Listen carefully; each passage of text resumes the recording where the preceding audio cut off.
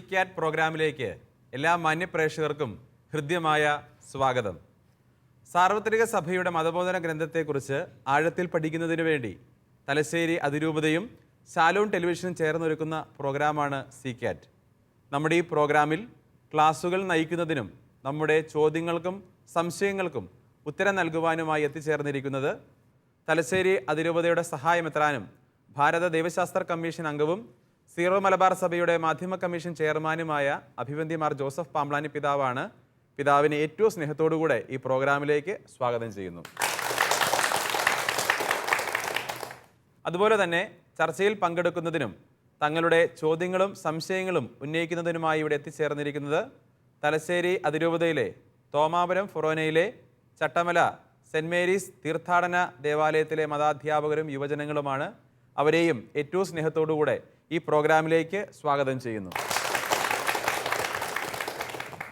ഇന്ന് നമ്മൾ ചർച്ച ചെയ്യുന്നത് ദൈവപ്രമാണങ്ങളെക്കുറിച്ചാണ്. നമുക്ക് ക്ലാസ്സിലേക്കും ചർച്ചയിലേക്കും പ്രവേശിക്കാം. അടുത്ത ചോദ്യം ആരാണ്? ഓക്കെ, ആൽബിനാണ്. ആൽബിൻ്റെ ചോദ്യം എന്താണ്? പിതാവെ, അവകാശങ്ങൾ നേടുന്നതിന് വേണ്ടി നമ്മുടെ നാട്ടിൽ കണ്ടുവരുന്നതാണ് സമരങ്ങൾ.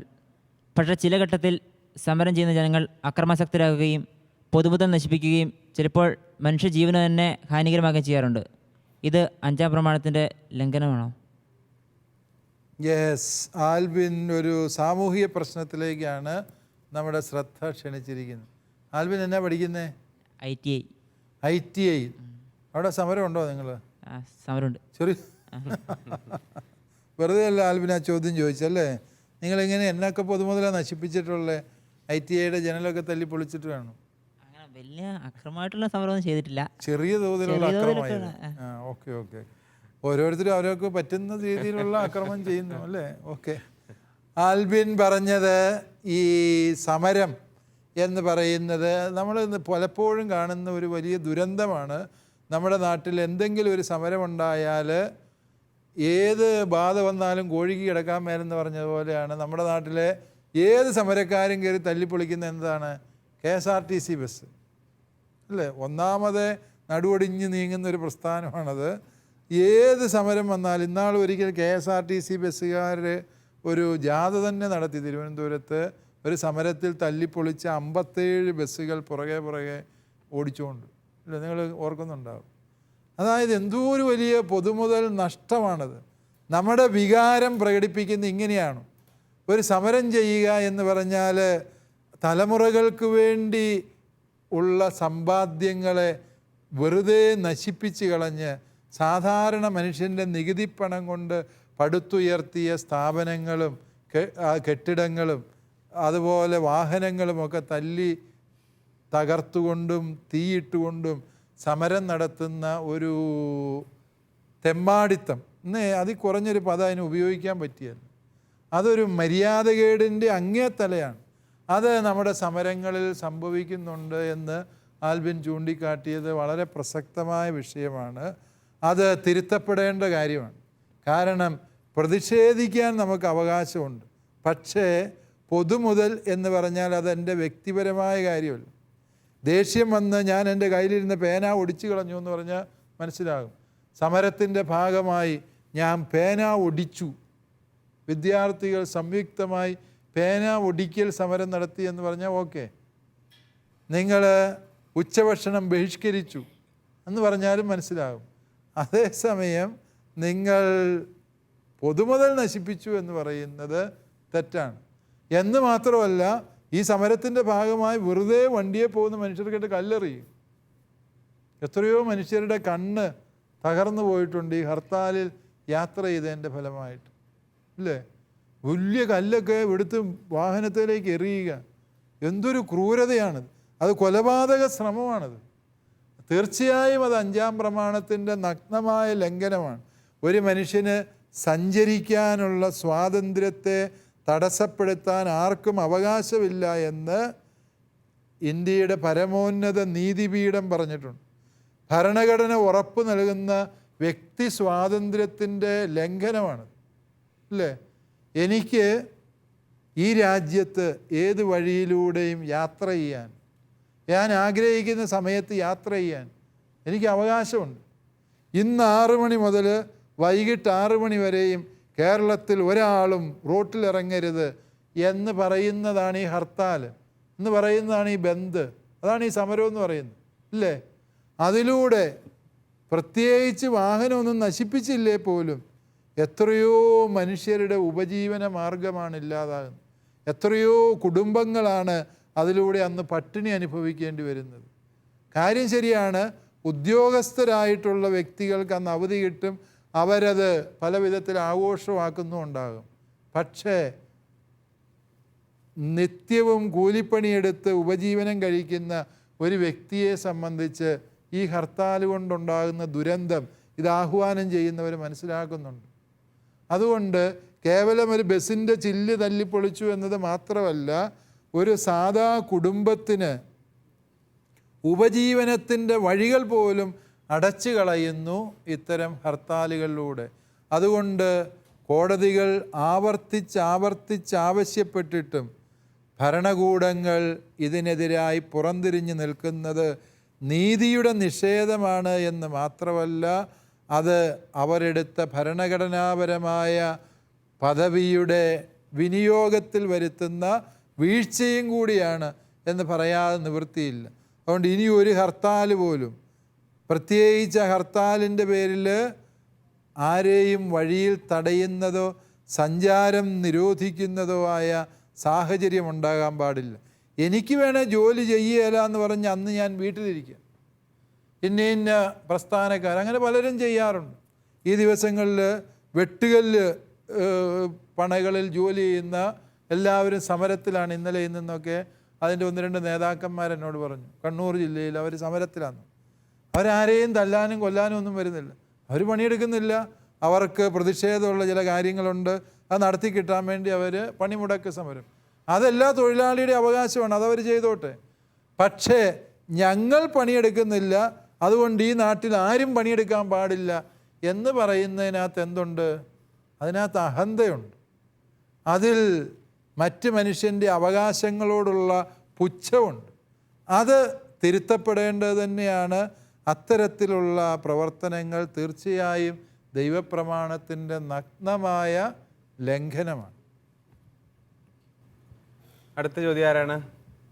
ഓക്കെ, ടീച്ചറുടെ പേരെന്താണ്? എൻ്റെ പേര് ആഷ്ലി. ഓക്കെ, ടീച്ചറുടെ ചോദ്യം. ഞാൻ ചോദിക്കുന്ന ചോദ്യം, പിതാവേ, അധാർമികമായി പണം സമ്പാദിക്കുന്ന വ്യക്തികളിൽ നിന്നും പണമെടുത്ത് ദരിദ്രർക്ക് കൊടുക്കുന്ന രീതിയിലുള്ള കഥകളും സിനിമകളും ഒക്കെ നാം കാണാറുണ്ട്. ഇത് ശരിയാണോ? സഭയുടെ നിലപാട് എന്താണ് ഇതിനെക്കുറിച്ച്? യെസ്, കായംകുളം കൊച്ചുണ്ണിമാരെ നീതീകരിക്കാവോ എന്നാണ് ടീച്ചർ ചോദിക്കുന്നത്, അല്ലേ? അങ്ങനെയുള്ള ചില കഥകൾ പണ്ട് തൊട്ടേ നമ്മുടെ നാട്ടിൻപുറങ്ങളിൽ കേൾക്കുന്നതാണ്. ഒരു കായംകുളം കൊച്ചുണ്ണി ഉണ്ടായിരുന്നു, മുതലാളിയുടെ വീട്ടിലെല്ലാം കയറി കട്ട് പാവങ്ങൾക്ക് അത് കൊണ്ടേ കൊടുക്കുമെന്ന് പറയുന്നു, അല്ലേ? യെസ്, അത് അജാതി പരിപാടികൾ പല സിനിമകളിലും ഉണ്ടെന്നാണ് പറയുന്നത്, അല്ലേ? അങ്ങനത്തെ ആശയമുള്ള ഒരു സിനിമ പേര് പറയാമോ ടീച്ചർക്ക്? കായംകുളം കൊച്ചുണ്ണിയായിരുന്നു എൻ്റെ മനസ്സിൽ. അങ്ങനെ ഒരു സിനിമയുണ്ട്, അല്ലേ? ആ സിനിമയുടെ കഥയിൽ ഇങ്ങനെയാണോ? ഓക്കെ. അപ്പോൾ അത് നല്ലതാണ്. ആ കഥയുടെ ആകർഷണീയമായ വശം എന്താണ്? സാമൂഹ്യ നീതി നടപ്പിലാകും. ഒരുത്തൻ്റെ വീട്ടിൽ ഒരുപാട് സമ്പാദിച്ചു കൂട്ടിയിരിക്കുന്നു, അയലോക്കത്തെ വീട്ടിൽ ഒന്നുമില്ലാതെ പഞ്ഞം കിടക്കുന്നു, അവിടുന്ന് അത് എടുത്തുകൊണ്ട് വന്ന് ഇവന് കൊടുക്കുന്നു എന്നുള്ള ഒരു സാമൂഹ്യ നീതി ഉറപ്പുവരുത്തുന്ന പ്രവൃത്തിയാണ് അവിടെ ചെയ്യുന്നത്. അതുകൊണ്ട് അത് നീതീകരിക്കാവോ, അത് ദൈവപ്രമാണവുമായിട്ട് ഒത്തുപോകുമോ? ഇതാണ് ടീച്ചറിൻ്റെ ചോദ്യം. ഇതിന് ഉത്തരം പറയുമ്പോൾ നമ്മൾ പല കാര്യങ്ങൾ പരിഗണിച്ചിട്ട് അതിൻ്റെ ഒരു കൃത്യമായ ഉത്തരത്തിലെത്താൻ പറ്റുള്ളൂ. ഒന്ന്, ഇത് ഓരോ വ്യക്തിയും ഇങ്ങനെ ചിന്തിക്കാൻ തുടങ്ങിക്കഴിഞ്ഞാൽ എന്ത് സംഭവിക്കും? സമൂഹത്തിൽ അരാജകത്വം ഉണ്ടാകും. നമ്മൾ ചിന്തിക്കുകയാണ് അവൻ്റെ വീട്ടിൽ കുറേ മുതലുണ്ട്, അത് അന്യായമായി ഉണ്ടാക്കി വെച്ചേക്കുന്ന മുതലാണ്, എനിക്കതിൽ കൂടുതൽ കിട്ടാൻ, എനിക്കിപ്പോൾ ഉള്ളതിൽ കൂടുതൽ കിട്ടാൻ അവകാശമുണ്ട്, അതുകൊണ്ട് ഞാൻ ആ വീട്ടിൽ കയറി കക്കാൻ പോവുക. കട്ട് കൊണ്ടുവരുന്നതിൻ്റെ ഒരു വീതം ഞാൻ അയലോക്കത്തെ വീട്ടിലും കൊടുത്തേക്കാം, പ്രശ്നം തീർന്നു. അപ്പോൾ പുണ്യമായി ഞാൻ ചെയ്ത പാപം അതിലൂടെ ഇല്ലാതാവുമോ? ഇല്ല. അത്തരത്തിലുള്ള സാമ്പത്തിക വിതരണത്തിലെ അസമത്വങ്ങൾ പരിഹരിക്കാൻ നിയമപരമായി ഭരണകൂടങ്ങൾക്കാണ് ഉത്തരവാദിത്വമുള്ളൂ.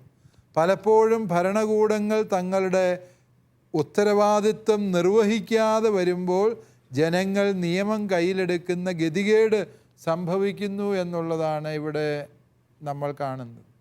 ഇത്തരം സാമൂഹിക അവസ്ഥകളെ ന്യായീകരിക്കാനാവില്ല, പക്ഷേ അത് സമൂഹത്തിന് വന്നു ഭവിച്ച ഗതികേട് എന്ന് വേണമെങ്കിൽ അതിനെക്കുറിച്ച് പറയാൻ വേണ്ടി സാധിക്കും. ഇപ്പോൾ തന്നെ നമ്മുടെ രാജ്യത്ത് നോക്കുക, രാജ്യത്തെ സമ്പത്തിൻ്റെ സിംഹഭാഗവും 80% കേവലം 1% വരുന്ന ഏറ്റവും ധനാഢ്യരുടെ കൈവശമാണ് ഇരിക്കുന്നത്. ബാക്കിയുള്ള 20% സ്വത്തുകൊണ്ട് വേണം 99% മനുഷ്യരും ജീവിക്കാൻ എന്ന് പറയുമ്പോൾ സാമ്പത്തിക അസമത്വം എത്രയോ വലുതാണ് എന്ന് ചിന്തിക്കണം. ആ ഒരു അപകടത്തെ ആണ് ഇവിടെ നമ്മൾ പരിഹരിക്കാൻ ശ്രമിക്കുന്നത്. നമ്മൾ എത്ര വീട്ടിൽ കയറി കക്കും, എത്ര പേർക്ക് കൊണ്ടേ കൊടുക്കും? ശാശ്വതമായൊരു പരിഹാരമല്ലത്. അത് നിയമം കയ്യിലെടുക്കുന്നതും സമൂഹത്തിൽ അസ്വസ്ഥത ജനിപ്പിക്കുന്നതും ആപേക്ഷികമായ വിലയിരുത്തലുകൾക്ക് കാരണമാകുന്നതുമായ നടപടിയാണത്. അതുകൊണ്ട് സിനിമകളിലൊക്കെ അങ്ങനെ ചെയ്യാൻ പറ്റും, നിത്യജീവിതത്തിൽ അങ്ങനെ ചെയ്യുന്നവനെ പിടിച്ച് ജയിലിലിടുക തന്നെയാണ് ചെയ്യേണ്ടത്. കാരണം എന്താണ്? അത് നിയമലംഘനമാണ്. അപ്രകാരം നിയമം ഓരോരുത്തരും തന്നിഷ്ടപ്രകാരം വ്യാഖ്യാനിക്കുകയും നടപ്പിലാക്കുകയും ചെയ്യുന്നത് സാമൂഹിക അരാജകത്വത്തിലേക്ക് നയിക്കും. ആർക്കും സമാധാനമായിട്ട് ജീവിക്കാൻ മേലാതെ വരും. നിങ്ങൾ ടീച്ചർമാരുടെ കയ്യിൽ 5 പവനുള്ള മാല പലരുടെയും കഴുത്തേൽ ഇപ്പോൾ കിടപ്പുണ്ട്. അയലോക്കത്തെ ഒരു ചേടത്തിയുടെ കയ്യിൽ ഒരാകെ കൂടി ഒരു ചരടേ ഉള്ളൂ. ആ ചേടത്തി തീരുമാനിക്കുക, അവളുടെ 5 പവൻ ഞാൻ എടുത്ത് അതിനകത്തുനിന്ന് മുറിച്ച് 2 പവൻ എടുത്തിട്ട് ബാക്കി അവിടെ ഇട്ട് കൊടുത്ത് വെച്ച് ഞാൻ പോരുവാണ്. നീതി അനുസരിച്ച് അവൾക്ക് മാത്രം മാല ഇട്ടാൽ മതി, എനിക്കും മാല ഇടാണ്ട് എന്ന് ചിന്തിക്കാൻ തുടങ്ങിയാൽ നിങ്ങൾ ടീച്ചർമാർ അതിനോട് എങ്ങനെ പ്രതികരിക്കും? കൊടുക്കുവോ? ടീച്ചർ കൊടുക്കുവോ? ഇല്ല. ഇത് തന്നെയാണ് ഇവിടുത്തെ സാമൂഹിക നീതിയുടെ കായംകുളം കൊച്ചുണ്ണി വേർഷൻ്റെ പ്രശ്നം. ഓക്കെ, അടുത്ത ചോദ്യം ഓക്കെ സാറിന് ചോദിക്കാനുണ്ട്. ഈ ഇതുമായിട്ട് ബന്ധപ്പെട്ട് നമ്മുടെ കാറ്റഗിസം ഓഫ് ദ കാത്തലിക് ചർച്ചിൽ ഈ കൽപ്പന അല്ലെങ്കിൽ പോലും ഒരു കൊട്ടേഷൻ ഉണ്ട്. പൊതു നന്മയെ കരുതി വ്യക്തികളുടെ അനുവാദമില്ലാതെ അവരുടെ മുതൽ ഉപയോഗിക്കാമെന്ന് നിർദ്ദേശിക്കുന്നുണ്ട്. അത് മോഷ്ടിക്കരുതെന്ന കൽപ്പനയായിട്ട് ബന്ധപ്പെട്ടാണ് ഭാഗമുള്ളത്. പക്ഷേ ഇത് നമുക്ക് അതിനോട് ചേർത്ത് വായിക്കാൻ സാധിക്കുമോ? അങ്ങനെ പൊതു നന്മയ്ക്ക് വേണ്ടി ഏത് സാഹചര്യത്തിൽ അങ്ങനെയാണെങ്കിൽ ഇതുപോലെ മുതൽ ഉപയോഗിക്കാൻ സാധിക്കും? പൊതു നന്മയെ കരുതി വ്യക്തികളുടെ സ്വാതന്ത്ര്യത്തിൻ്റെ മേൽ ചിലപ്പോൾ സമൂഹത്തിന് അവകാശം ലഭിക്കുന്ന സാഹചര്യങ്ങളുണ്ട്. ഇപ്പോൾ ഉദാഹരണമായിട്ട് ഒരു ഹൈവേ പണിയുകയാണ് ഒരു വശത്ത്. ഹൈവേ പണിയുമ്പോൾ ഇപ്പം 10,000 വീട്ടുകാർ അതിനുവേണ്ടി സ്ഥലം വിട്ടുകൊടുത്തു. തിരുവനന്തപുരം മുതൽ കാസർഗോഡ് വരെ ഹൈവേ പണിയാൻ 10,000 വീട്ടുകാർ സ്ഥലം വിട്ടുകൊടുത്തു. അതേസമയം അവിടെയും ഇവിടെയുമായിട്ടൊരു 10 വീട്ടുകാർ സ്ഥലം കൊടുത്തിട്ടില്ല. ഹൈവേ പണിത് വന്നു. അപ്പോൾ ഈ വിട്ടുകൊടുക്കാത്തവരുടെ പറമ്പും വീടും ഹൈവേയുടെ നടുവിലാണ് നിൽക്കുന്നത്. അങ്ങനെ വരുമ്പോൾ അവരത് വിട്ടുകൊടുക്കേണ്ടതാണ് പൊതു നന്മയെ കരുതി. പക്ഷെ അത് കൊടുക്കാതെ വരുമ്പോൾ അവരുടെ പറമ്പ് സർക്കാർ തങ്ങളിൽ നിക്ഷിപ്തമായ അധികാരം ഉപയോഗിച്ചുകൊണ്ട് ഏറ്റെടുക്കുകയും അവർക്ക് പൊന്നും വില നൽകുകയും ചെയ്ത് അവരുടെ പുനരധിവാസത്തിനുള്ള ക്രമീകരണങ്ങൾ ചെയ്തുകൊണ്ട് ആ ഭൂമി ഏറ്റെടുക്കാൻ അവർക്ക് അവകാശമുണ്ട്. അത് പൊതു നന്മയെ കരുതി വ്യക്തി നടത്തേണ്ടി വരുന്ന ചില വിട്ടുവീഴ്ചകളും പരിത്യാഗങ്ങളുടെയും ഭാഗമായി അത്തരം ഏറ്റെടുക്കലുകൾ ന്യായീകരിക്കപ്പെടാവുന്നതാണ്. എന്നാൽ ഒരു സമൂഹത്തിൽ ബഹുഭൂരിപക്ഷം പേരും എതിർക്കുന്ന ഒരു പദ്ധതിയെ സർക്കാർ ബലം പ്രയോഗിച്ച് നടപ്പിലാക്കാൻ ശ്രമിക്കരുത്. അത് അങ്ങനെയുള്ള ചില കഥകൾ നമ്മൾ പത്രത്തിൽ വായിച്ച് കേൾക്കുകയുണ്ടായി. കാറ് കമ്പനിക്ക് വേണ്ടി ഒരു പ്രദേശത്തെ കർഷകരെ മുഴുവനും ബലമായി കുടിയൊഴിപ്പിച്ച സംഭവങ്ങളൊക്കെ നമ്മൾ ഇന്ത്യയിലെ ചില സംസ്ഥാനങ്ങളിൽ നിന്ന് കേൾക്കുകയുണ്ട്. അതുപോലെ തന്നെ ചൈനയിൽ ഇപ്രകാരം നടന്ന പല സംഭവങ്ങളെക്കുറിച്ചും പത്രങ്ങളിൽ നമ്മൾ വായിക്കുന്നുണ്ട്. അത് പൊതുവികാരത്തിന് വിരുദ്ധമായി സർക്കാർ ഏകപക്ഷീയമായി നടപ്പിലാക്കുന്നത് തെറ്റാണ്. എന്നാൽ പൊതുജനം ഒരു മനസ്സോടെ ഈ കാര്യത്തിൽ ചിന്തിക്കുകയും അതിൽ ഈ ഒരു വലിയ നന്മ യാഥാർത്ഥ്യമാകുന്നതിന് ഏതാനും ചില വ്യക്തികൾ മാത്രം എതിര് നിൽക്കുകയും ചെയ്താൽ ആ വ്യക്തികൾക്ക് മാന്യമായ പ്രതിഫലവും പുനരധിവാസത്തിനുള്ള വീടും പറമ്പും സജ്ജീകരിച്ച് ഇവരുടെ പറമ്പ് ഏറ്റെടുക്കാനും ഇവരോട് ഇന്ന സ്ഥലത്ത് പോയി താമസിക്കാൻ പറയാനും സർക്കാരിന് അവകാശമുണ്ട്. അതിനെക്കുറിച്ചാണ് അവിടെ മതബോധന ഗ്രന്ഥം പറയുന്നത്. അടുത്ത ചോദ്യം ഓക്കെ സെബാസ്റ്റ്യൻ സാറാണ്. സാറിൻ്റെ ചോദ്യം എന്താണ്? മൃഗങ്ങൾ മനുഷ്യൻ്റെ കാര്യസ്ഥതയ്ക്ക് ഫലമേൽപ്പിക്കപ്പെട്ടിരിക്കുന്നു. അവയോട് മനുഷ്യൻ കാരുണ്യം കാണിക്കണം. അത് ശല്യമാണെന്നുള്ള രീതിയിൽ നിങ്ങൾ വിഷം കൊടുത്തും മറ്റു രീതിയിൽ നശിപ്പിക്കുന്നത് ഒരു തെറ്റല്ലേ? ഓക്കെ, സാറ് ചോദിച്ച പോലെ ഞാൻ ചോദിക്കുന്നത്, പിതാവേ, നമ്മുടെ വീടുകളിൽ പൂച്ചക്കുഞ്ഞുങ്ങളും പട്ടിക്കുഞ്ഞുങ്ങളൊക്കെ ഉണ്ടാകുമ്പം അത് നമുക്ക് ശല്യമാകുന്നതുകൊണ്ട് നമ്മൾ അതിനെ നശിപ്പിച്ച് കളയത്തില്ലേ? അത് ആ മൃഗങ്ങളോട് ചെയ്യുന്ന ക്രൂരതയല്ലേ? യെസ്, ക്രൂരത കാണിച്ചു വെച്ചിട്ട് വന്നിട്ട് എന്നോട് ചോദിച്ചിട്ട് ഞാൻ എന്നാണ് പറയാനിരിക്കുന്നതിനകത്ത്. അതായത് സാറ് ഒരു വശത്ത് വിഷം വയ്ക്കുന്നു, വേറെ ആൾ പൂച്ചക്കുഞ്ഞുങ്ങളെ പിടിച്ച് തോട്ടിലെറിയുന്നു, അല്ലേ? ഇതൊക്കെ ക്രൂരതയാണോ എന്ന് ചോദിച്ചാൽ തീർച്ചയായും ക്രൂരതയാണ്. പക്ഷേ ഇതിൻ്റെ ധാർമ്മികതയെ വിലയിരുത്തുക എന്നുള്ളതാണ് നമ്മുടെ ഈ ചോദ്യത്തിലൂടെ ഉദ്ദേശിക്കുന്നത്. സാറ് ചോദിച്ചത് നമ്മൾ ചില ജീവികളെ വിഷം വെച്ച് കൊല്ലുന്നു. ഇപ്പം എലി, ത്വരപ്പനെലി വന്ന് നമ്മൾ നട്ട കപ്പയും ചേമ്പും സർവ്വതും നശിപ്പിച്ച് കളയും. എന്നാ ചെയ്യാൻ പറ്റും? നമുക്ക് ഇവനെ പോലെ തുരന്നു പോകാൻ അറിയത്തില്ല. ഇവനെ പിടിച്ചെടുക്കാനുള്ള വഴി എന്താണ്? അപ്പോൾ നമ്മൾ എലിവേഷം മേടിച്ച് വെച്ച് ഈ എലിയെ കൊല്ലുന്നു. നമ്മുടെ ഉദ്ദേശം ആ മൃഗത്തോട് ക്രൂരത കാണിക്കണോ എന്നുള്ളതാണോ?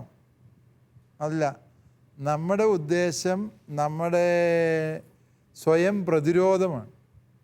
സെൽഫ് ഡിഫെൻസിൻ്റെ ഭാഗമായിട്ട് മൃഗത്തിന് ഹാനി സംഭവിച്ചാൽ അത് കുറ്റമല്ല. അത് മനുഷ്യൻ പോലും നമ്മളെ ഉപദ്രവിക്കാൻ വന്നാൽ നമുക്ക് പ്രതിരോധിക്കാൻ അവകാശമുണ്ട് എന്ന് നമ്മൾ പഠിച്ചു, അല്ലേ? എന്നതുപോലെയാണ് ഞാൻ നട്ട ഈ കപ്പ പരിരക്ഷിച്ചെടുക്കേണ്ടത് എൻ്റെ കുടുംബത്തിൻ്റെ ഉപജീവനത്തിന് അത്യാവശ്യമാണ്. ആ കപ്പ മുഴുവനും ഈ പന്നിയിൽ തിന്നേച്ച് പോയാൽ എൻ്റെ പിള്ളേരെ ആര് തീറ്റും, ഇല്ലേ? അപ്പോൾ എൻ്റെ അതിജീവനത്തിന് സഹായകമായ രീതിയിൽ ഞാൻ ചെയ്ത കൃഷി ഈ പന്നിയെലി ഇങ്ങനെ നശിപ്പിക്കുന്നുവെങ്കിൽ തീർച്ചയായും ആ പന്നിയെലിയെ പ്രതിരോധിക്കാൻ, വിഷം വെച്ച് കൊല്ലാൻ ഞാൻ പറയുന്നില്ല, ആ പന്നിയെലിയെ ഫലപ്രദമായി പ്രതിരോധിക്കാൻ സാറിന് അവകാശമുണ്ട്. അത് എങ്ങനെയാണ് സാറ് പ്രതിരോധിക്കുന്നത് എന്ന് വേറെ വിഷയം. ഒരുപക്ഷെ മൃഗസ്നേഹികൾ പറയുന്നത് പോലെ സാറിന് ഒരു എലിക്കണി മേടിച്ച് ഈ പന്നിയെലിയെ കെണിയിലാക്കി അതിനെ 10-50 കിലോമീറ്റർ അകലെയുള്ള ഫോറസ്റ്റിൽ കൊണ്ട് തുറന്നുവിടാം. അത് മൃഗസ്നേഹം കൊണ്ട് സാറിന് ചെയ്യാവുന്ന കാര്യമാണ്. അങ്ങനെയാണ് ഇപ്പോൾ ചെയ്യുന്നത്. നാട്ടിലിറങ്ങുന്ന രാജവെമ്പാലയെ മുഴുവനും ആളുകൾ പിടിച്ച് കൊണ്ടുപോയി കാട്ടിവിടും. ആൾ പോരുന്ന പുറകെ ആ വെമ്പാല ഇങ്ങോട്ട് വരും, അല്ലേ? സംഭവിക്കുന്നത് എന്താണ്? പല രാജവെമ്പാലമാരുടെയും പെടലിക്ക് ഇപ്പോൾ തഴമ്പായെന്ന് പറയും. ഈ ആളുകൾ പിടിച്ച് ഒരെണ്ണത്തിനെ തന്നെയാണ് പിന്നെയും പിടിക്കുന്നത്. അതുകൊണ്ട് ആ രീതിയിൽ മൃഗസ്നേഹം കാണിക്കാം. മൃഗങ്ങളെ കൊല്ലേണ്ട കാര്യമില്ല. കൊല്ലാതെ തന്നെ പ്രതിരോധിക്കാൻ പറ്റുമെങ്കിൽ പ്രതിരോധിക്കുക. അല്ലാതെ പ്രതിരോധത്തിൻ്റെ വഴിയിൽ ആ ഒരു ലക്ഷ്യത്തിന് വേണ്ടി പ്രവർത്തിക്കുമ്പോൾ ഇവറ്റകളെ നിയന്ത്രിക്കാൻ ശ്രമിക്കുന്നത് പാപമെന്ന് പറയാൻ പറ്റിയാൽ. ഇപ്പോൾ കാട്ടുപന്നി ഇറങ്ങി നാട്ടിലെ മനുഷ്യൻ സമ്പാദിക്കുന്ന അല്ല അവൻ്റെ കൃഷി മുഴുവനായി നശിപ്പിച്ച് കളയും. കാട്ടുപന്നിയെ ഓടിക്കാൻ മനുഷ്യൻ പടക്കം എറിയും. അല്ലെ, സർക്കാർ തന്നെ അനുവദിച്ചിട്ടുണ്ട് ഇത്തരം കൃഷിഭൂമിയിൽ വിനാശം വിതയ്ക്കുന്ന കാട്ടുപന്നികളെ വെടിവെക്കാമെന്നും. അതിന് ചില വ്യവസ്ഥകളൊക്കെ ഉണ്ട്. ആ വ്യവസ്ഥകൾ വളരെ വിചിത്രമായ വ്യവസ്ഥകളാണ്. അതവിടെ നിൽക്കട്ടെ. പക്ഷേ ഇങ്ങനെ ഈ കാട്ടുപന്നിയെ വെടിവെച്ചാൽ അത് തെറ്റല്ല. കാരണം എന്താണ്? ഈ കാട്ടുപന്നി കാട്ടിലാണ് ഇരിക്കേണ്ടത്. നാട്ടിലേക്ക് ഇറങ്ങി വന്നാൽ അവനെ പിന്നെ കാട്ടുപന്നിയുടെ പരിഗണന കൊടുക്കേണ്ട കാര്യമില്ല. നമ്മുടെ കൃഷി സംരക്ഷിക്കുക എന്നുള്ളത് നമ്മുടെ നിലനിൽപ്പിൻ്റെ ആവശ്യമാണ്. അതിനെ പ്രതിരോധിക്കുമ്പോൾ അത് സ്വന്തം ജീവിതത്തെ പ്രതിരോധിക്കുന്നതിന് സമാനമാണ്. കർഷകർക്ക് അതിനുള്ള അവകാശങ്ങളുണ്ട്. ചില മൃഗങ്ങളെ ഒന്നും പ്രതിരോധിക്കാനുള്ള അവകാശം കർഷകർക്ക് ഇതുവരെയും വിട്ടു നൽകിയിട്ടില്ല.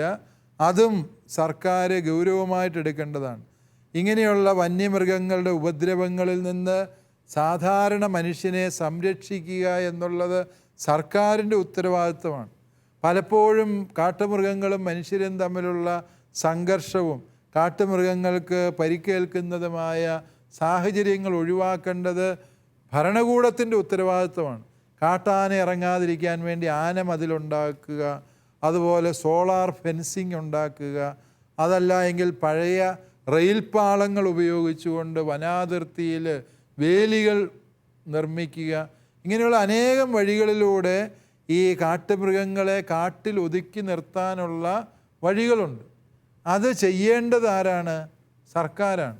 അത് ചെയ്യാൻ സർക്കാരുകൾ വീഴ്ച വരുത്തുമ്പോഴാണ് സാധാരണ കർഷകർ തങ്ങളുടെ അതിജീവനത്തിന് വേണ്ടിയുള്ള പ്രതിരോധ മാർഗങ്ങൾ സ്വീകരിക്കുകയും അത് ഇത്തരം ജീവികൾക്ക് വിനാശകരമാവുകയും ചെയ്യുന്ന സാഹചര്യം ഉണ്ടാകുന്നു. പലപ്പോഴും ഇത്തരം കാര്യങ്ങൾ ചെയ്യുന്ന കർഷകരെ കുറ്റപ്പെടുത്താനും അവരെ ജയിലിലടയ്ക്കാനും വ്യഗ്രത കാണിക്കുന്ന സർക്കാരുകൾ യഥാർത്ഥത്തിൽ ശ്രദ്ധ വയ്ക്കേണ്ടത് വന്യമൃഗങ്ങളെ വനാതിർത്തിയിൽ ഒതുക്കി നിർത്തുക എന്നുള്ള കാര്യത്തിന് വേണ്ടിയാണ്. ഇനി പൂച്ചക്കുഞ്ഞിനെ തോട്ടിലെറിഞ്ഞവരുടെ കാര്യം, അതായത് നമ്മൾ ഈ ജീവജാലങ്ങളെ അവയുടെ ജീവൻ മാനിക്കപ്പെടേണ്ടതാണ്.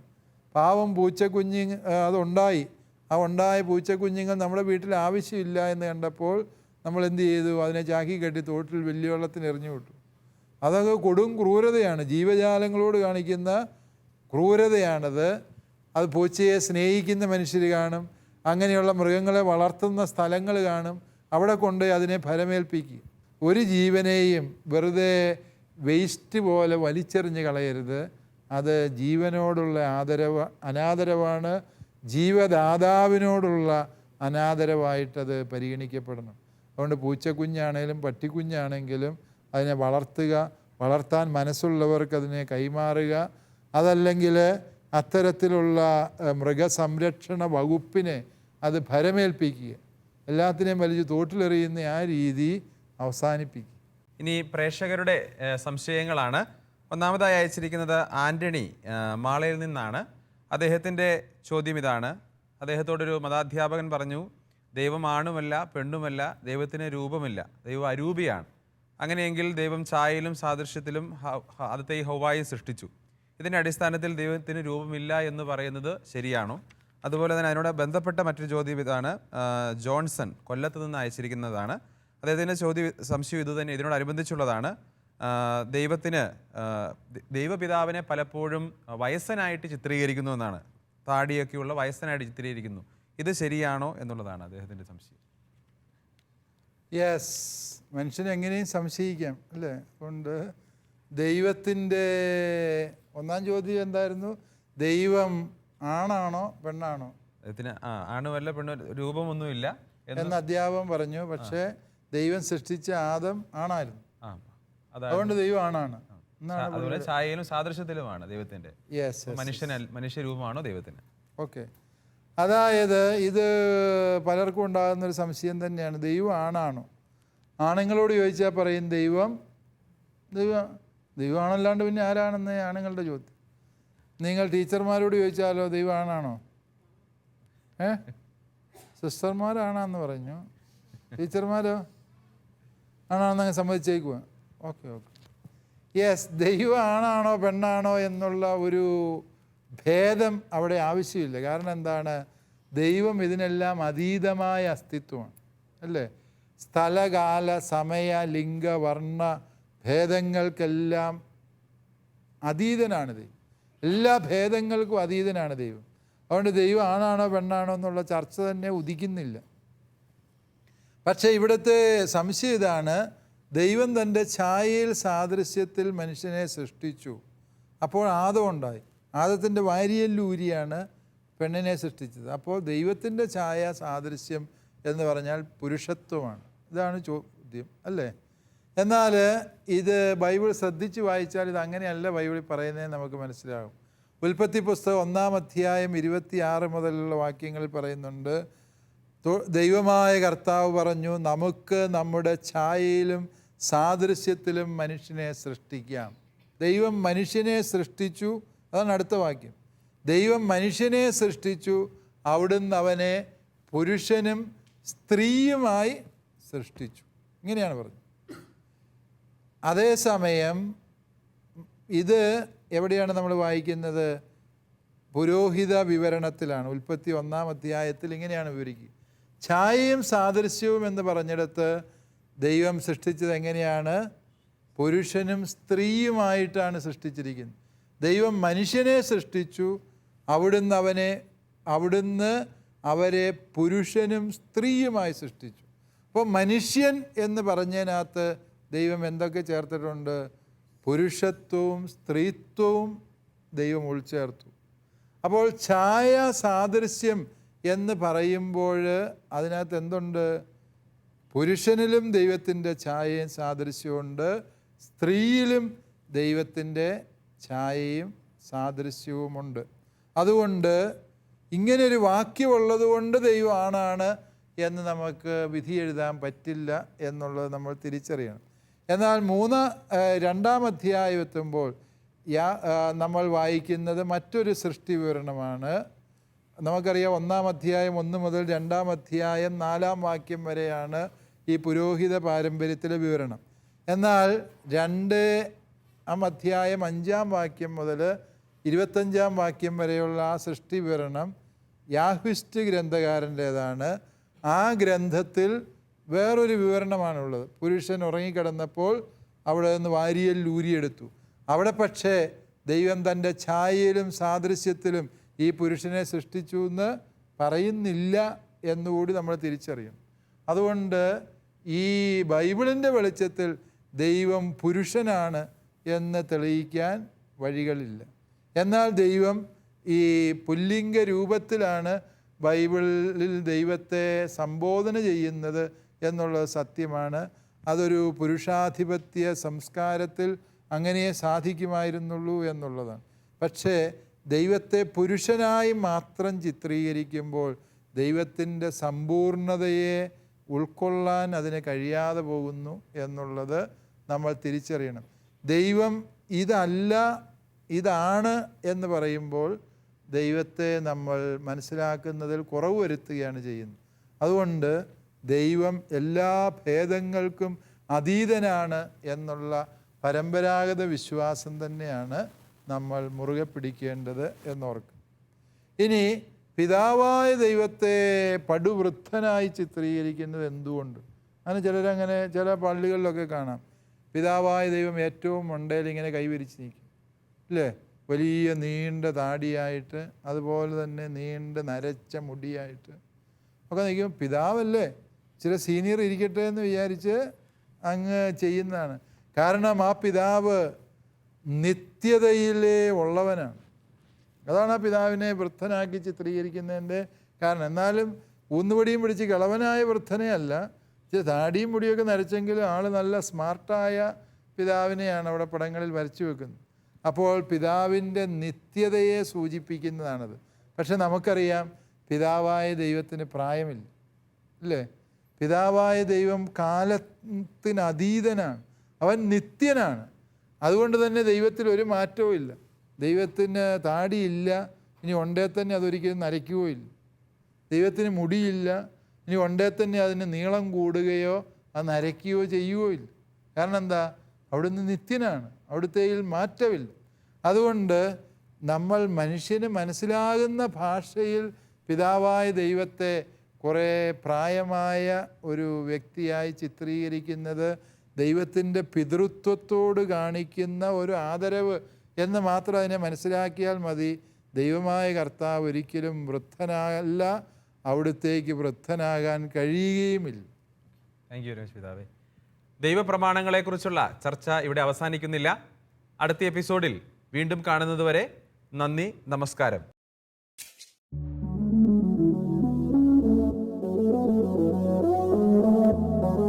CCAT പ്രോഗ്രാമിന്റെ മുൻ എപ്പിസോഡുകൾ കാണുവാൻ ലോഗോൺ ചെയ്യൂ www.shalomtv.tv/ccat.